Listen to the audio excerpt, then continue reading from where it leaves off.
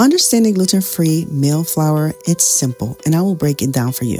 If you ever felt overwhelmed by the different textures of gluten-free flours, fine, medium, or coarse, trust me, you're not alone. Let's break it down.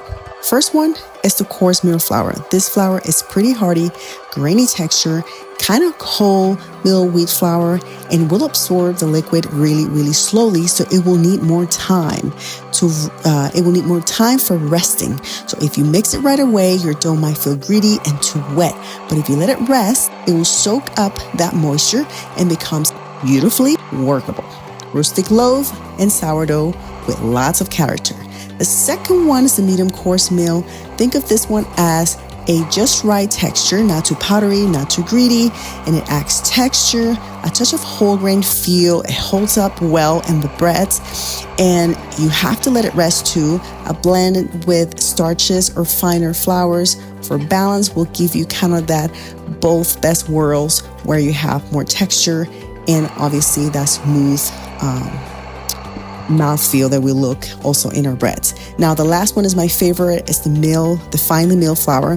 This is my go-to for smooth, soft, delicate textures, or in our case, breads, and it's the one that I recommend in the free guide that I offer.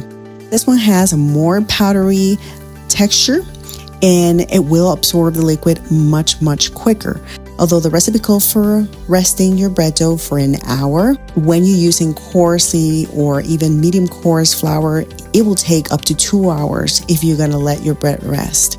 That's why in the master recipe that I offer, it's only 1 hour for better results. Now, this doesn't mean you cannot just mix it, shape it, and just let it proof, because it is completely possible if you're using the finely milled flour. The quick takeaway that you're taking from this is that if you use fine, it will be tender, it will be softer, and it will absorb quicker the water. If you use the medium, it will have structure and texture, and it will have kind of like the best of both worlds. And if you use a coarse flour, it will be rustic. It will take much longer to absorb the waters and the fibers that we use in the recipe, but you will get a more rustic and more hearty bread. So don't be afraid to mix them. Understanding their behavior is your first step towards just venturing out in your gluten-free baking journey and actually enjoy every step of the way without losing any much. So I really hope this helps. Don't forget to download your free guide so you can start baking your gluten-free sourdough breads today.